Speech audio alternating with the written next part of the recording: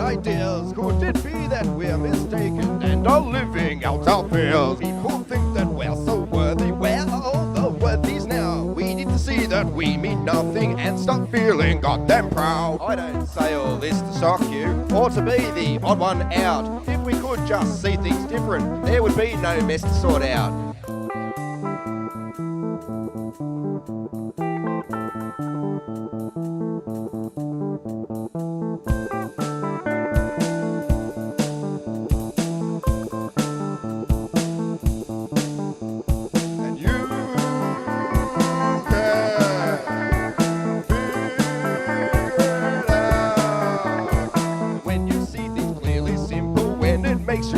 Small. All your shit or piss and pimples tend to mean nothing at all. Just like some who claim enlightened, just like those who have it all. They need little to be happy, yet are connected to us all. Don't need drugs or don't need TV, they're the conscious thought of school. It's our right